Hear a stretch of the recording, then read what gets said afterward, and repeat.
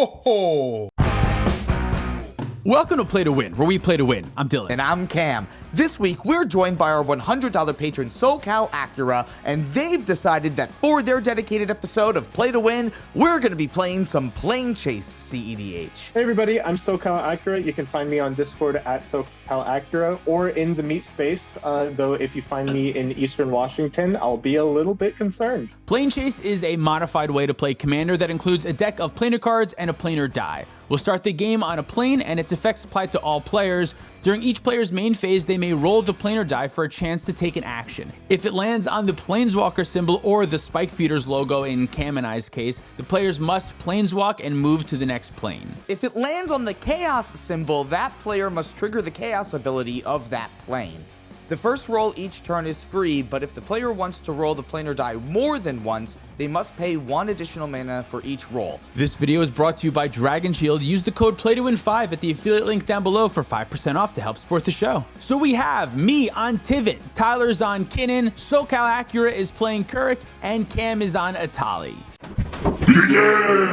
Any pre-games? No, do you want to see the plane though? I would love to. Big time. Is it Steam Maze? Whenever a player casts an instant or sorcery spell, that player copies it. That player may choose new targets for the copy. And when chaos ensues, instants and sorcery spells you cast this turn cost 3 less. Holy shit. Oh my god. Okay, I'll start us off. Draw a card. Hollowed Fountain, shock to 38, and cast Esper Sentinel, and that's it. Are you taking a free roll or are you leaving us here? I guess I should probably just take a free roll. All right, yeah. Not going anywhere. I will draw for turn. I'm going to roll the planar die before I do anything else. It is chaos. What is this? Blue, your instants and sorceries cost 3 less this turn. Oh, super. I totally don't give a shit. Rejuvenating Springs, cast a Soul Ring. Esper Sentinel trigger. You got it. Nice. And I'll pass the turn.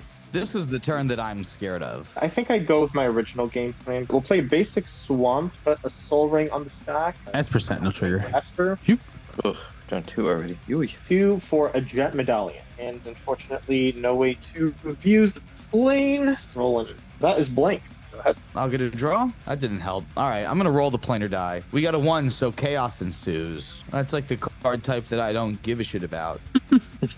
All of my ramp is not instant and sorceries based. All that I want is to cast creatures instead of instant and sorcery, so this isn't really helpful. Gruul doesn't care about instant. Gruul doesn't care about sorcery. Gruul smash! Smash! Bloodstained Mire, go to 39. Crack it for a Taiga, and then just cast a Birds of Paradise. Go ahead. Untap, upkeep.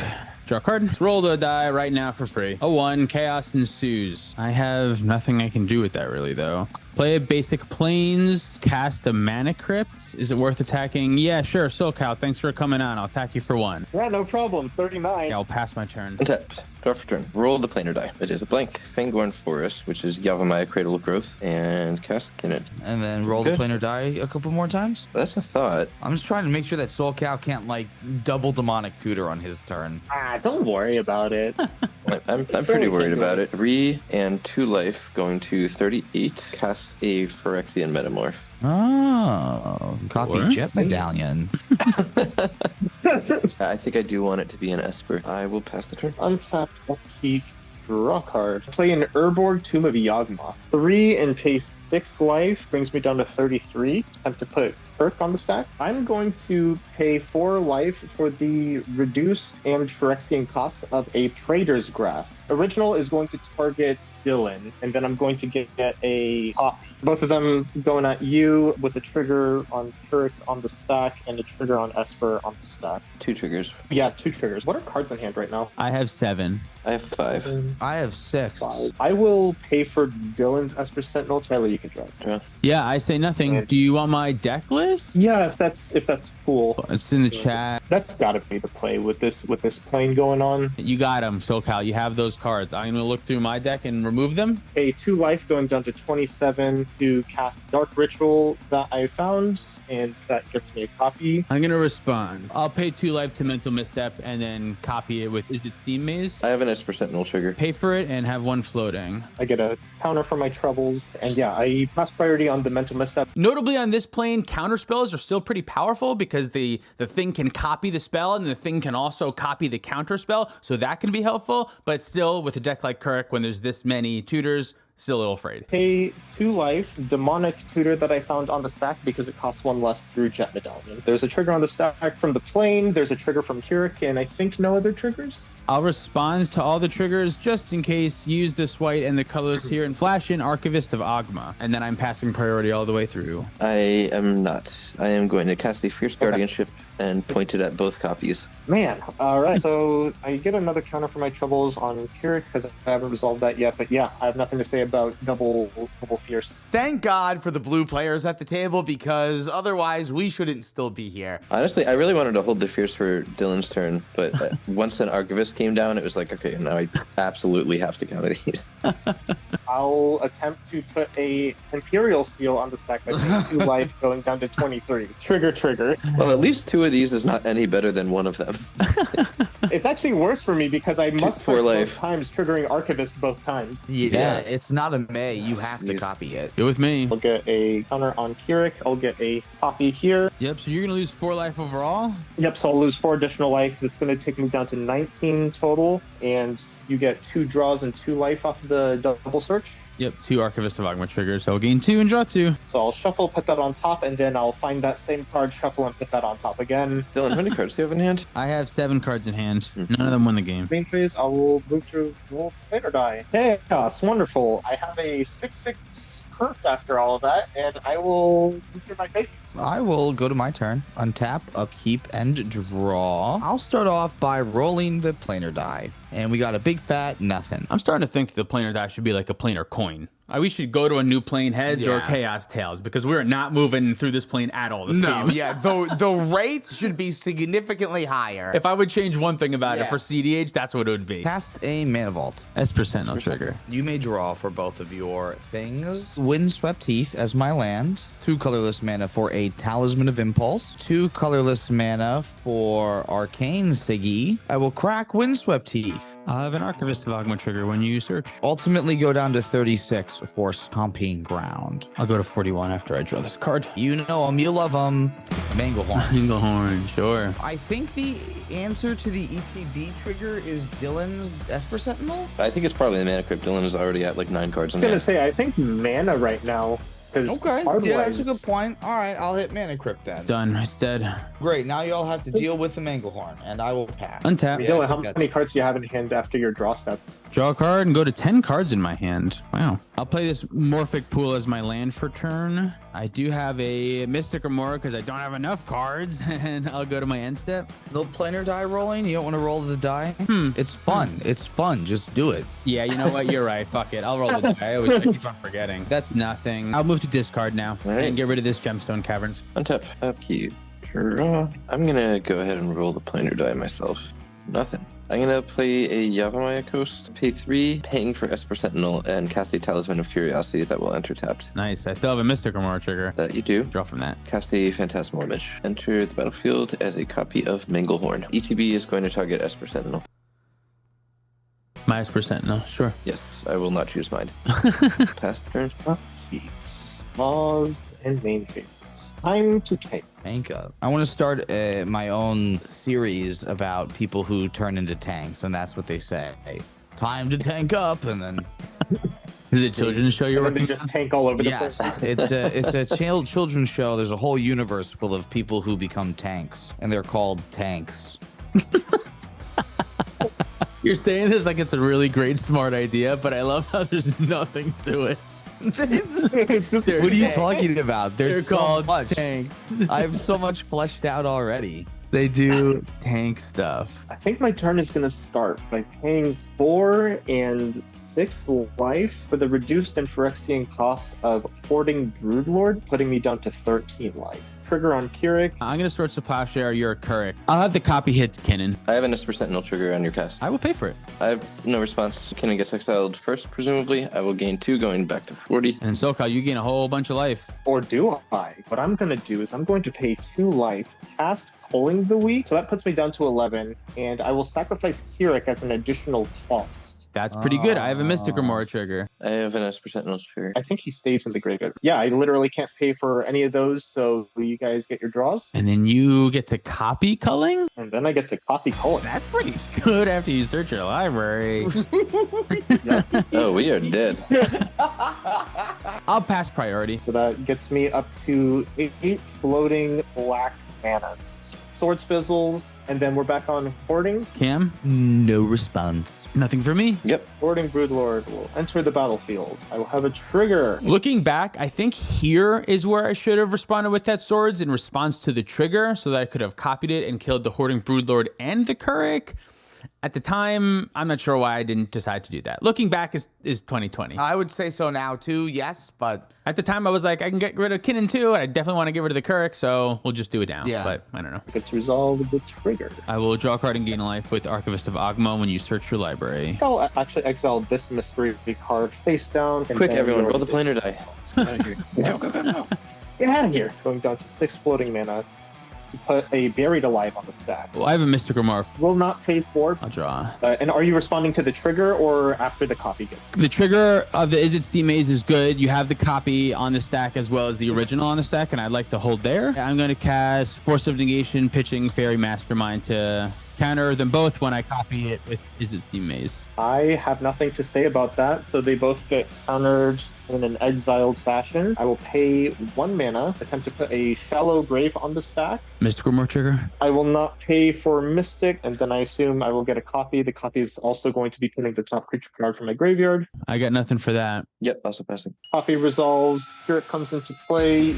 I will move to roll the planar die. That was a blank. A1 to attempt another roll. That is also a blank. Okay, we are going to put a Peer into the Abyss onto the stack. 3 mana for the generic, a additional mana for one of the black, and then 4 life for the other 2 pips. That puts me down to 7 life, and that gets me a trigger on the play. Mystic Remorph trigger. Cannot pay, targeting myself. no response. Nothing from me. Yep, pass. We get a copy of Fear. I mean, that's got to target myself. I can't give you guys 40 plus cards. That's insane. Damn. Oh, so close. But we almost had the line. I think we're dead. Yeah, I mean, looking back, I probably should have waited on that Force of Negation. The Buried Alive seemed like a great target. I was like, this seems good. It'll make him stuck with a reanimation spell in his hand and not have anything to do. Of course, So Cal is just all gas in the hand in this particular game. I'll draw 44 cards and lose 4 life, which puts me down to 3. So we'll draw 44 cards first.